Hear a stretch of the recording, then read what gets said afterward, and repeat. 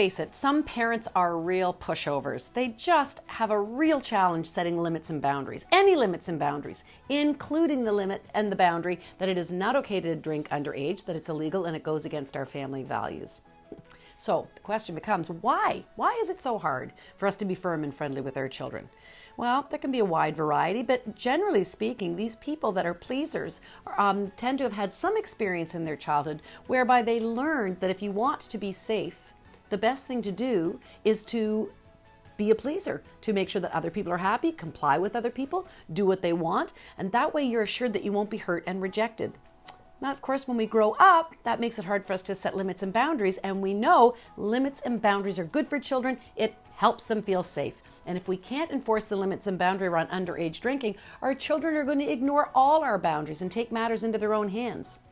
So I want to help you not be that pushover parent. I want to give you tips to feel your inner strength. So here we go. 1, first, just being aware. Can you identify yourself that, yep, that's me. I have a hard time with limits and boundaries. I'm a pushover pleaser parent.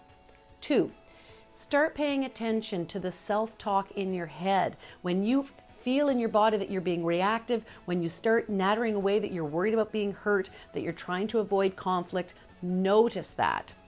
Write down that inner self-talk so that you can later then, tip 3, in a time of calm, circle back to that journal and read what you wrote and challenge whether or not it's valid. You know what? It probably isn't. We have a lot of false ideas that go on in our mind when we're in a reactive state.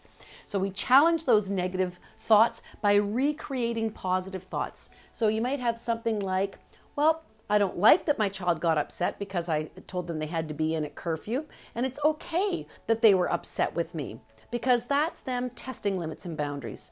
And that's what a teenager is supposed to do. That's how they find them. So this is a healthy thing.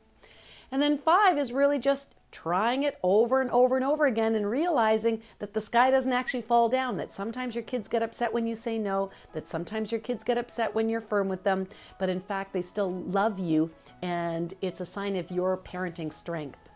Try it, it'll work.